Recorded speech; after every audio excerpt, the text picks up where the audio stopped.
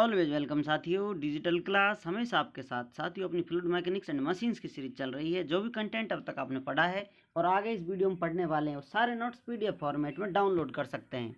जिस प्रकार अपनी strength of material series complete हो चुकी है, सारे नोट्स आपको पीडीएफ फॉर्मेट में अवेलेबल हैं। इन नोट्सों का इस्तेमाल आप बेसिक से लेकर गेट लेवल एग्जामिनेशन तक कर सकते हैं।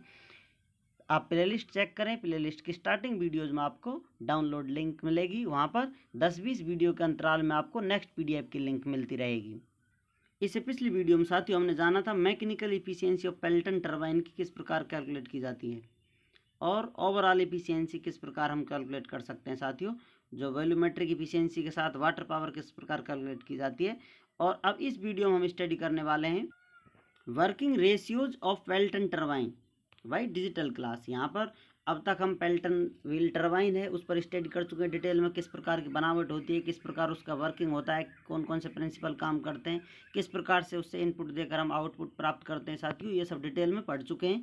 अब हम कुछ इंपॉर्टेंट फार्मूले जान लेते हैं जो कि हमें आगे आने वाले कोई न्यूमेरिकल प्रॉब्लम हो या किसी प्रकार की ऐसी समस्या है जिसे आप आसानी से सॉल्व कर पाएँ, उसके लिए कुछ फार्मूलेज तैयार हैं जो हम पिछली वीडियो में पढ़ भी चुके हैं। यहाँ कुछ शॉर्ट में आपको फार्मूले दिए गए होंगे या कुछ रेशियोज दिए गए होंगे जिनको आपको याद रखना चाहिए। इंपॉर्टेंट रेशियोज हैं।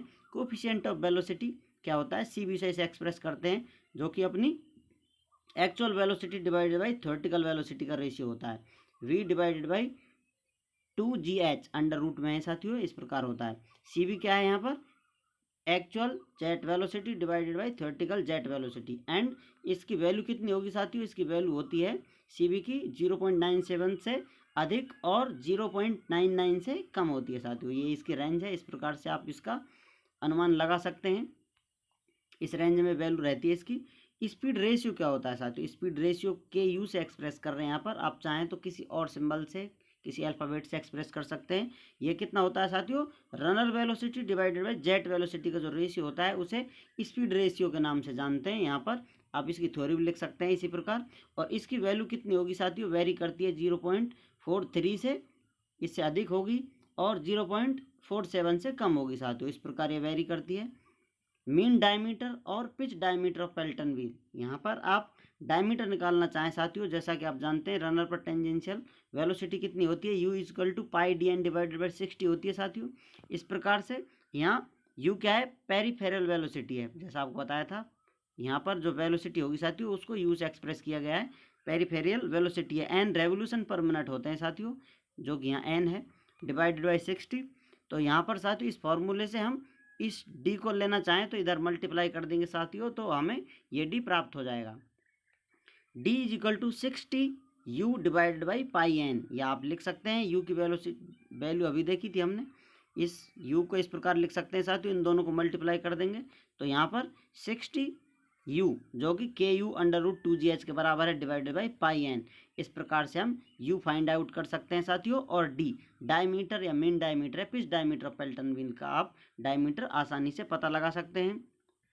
और जेट रेशियो आप जानना चाहें, जेट रेशियो किस प्रकार कैलकुलेट किया जाता है साथियों, ये रेशियो होता है runner diameter divided by jet diameter. इस प्रकार से इसे M से प्रदर्शित किया जाता है। इसकी रेंज कितनी होती है, 11 से 14 तक होती है साथियों, 11 से अबव और 14 के बिलो। इस प्रकार से आप देख सकते हैं।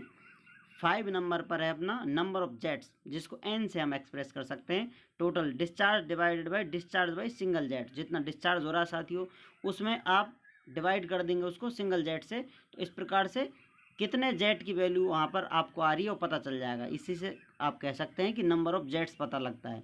इस प्रकार से आप नंबर ऑफ जेट निकाल सकते हैं, total discharge divided by discharge by ये सिंगल जेट है अपना, सिंगल जेट है, उससे डिवाइड कर देंगे तो आपको पता चल जाएगा कितने नंबर जेट लगे हुए हैं इसमें, या कितनी स्ट्राइक करा रहे हैं आप जेट्स। नंबर ऑफ वकेट्स जिसको जेट से एक्सप्रेस किया जाता है। अब जो अपनी रनर है उसमें कितने वकेट्स लगे हुए हैं साथियों, इन वकेट्सों का नंबर आप जानना चाहते हैं तो किस प्रकार कैलकुलेट कर सकते हैं, 15 plus D divided by 2D होता है साथियों। ये D आपको बताया था मीन डायमीटर होता है, ये जेट डायमीटर होता है। ये कितना होगा साथियों, 15 के प्लस में आप ऐड कर देंगे ये value 15 plus D divided by 2D। तो हम जानते हैं साथियों ये D और स्मॉल d ये रेशियो होता है, अभी देखा था आपने, जो कि जेट रेशियो होता है, इस प्रकार हम इसे m लिख सकते हैं और 1/2 को हाफ लिख सकते हैं। तो इस प्रकार से साथियों नंबर ऑफ बकेट्स में 15 प्लस 0.5 इस प्रकार से आप देखेंगे m मल्टीप्लाई है। तो ये वैल्यू आप पुट करेंगे तो आपको टोटल नंबर पता चल जाएगा कितने बकेट्स लगे हुए हैं। सिंपल, यदि आप रेंज देखना चाहें इनकी बकेट्स की रेंज कितनी होती है रनर पर, 6 से लेकर 35 तक, 6 से अबव और 35 से बिलो, इस प्रकार से इसकी रेंज होती है। जेड आपको दिखाई दे रहा है, Z is greater than 6 and less than 35। Vacate size width आप जानना चाहें साथियों, वकेट की साइज होगी, विड्थ कितनी होगी उसकी 3D to 5D होती है, और डेप्थ कितनी होगी साथियों उसकी 0.8D से 1.2D के बराबर होगी। इस प्रकार से आपका वकेट बना हुआ है, ये वकेट है। तो इसकी डेप्थ ये कितनी होगी 1.2 के बराबर होगी, इसकी विड्थ कितनी होगी 3D से 5D के बराबर। डी क्या है, जो जेट इस पर स्ट्राइक करेगी साथियों। ये अपने यहाँ पर नंबर 6 कंप्लीट हो जाते हैं।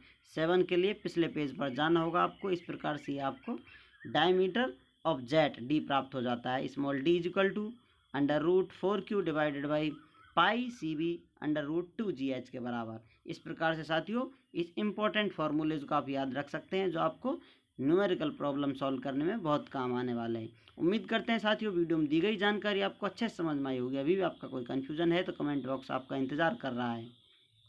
आपके फीडबैक का हमें हमेशा इंतज़ार रहता है साथियों। वीडियो को अंत तक देखने के लिए, चैनल पर प्यार बनाए रखने के लिए आपका बहुत बहुत धन्यवाद। जय हिंद, वंदे मातरम।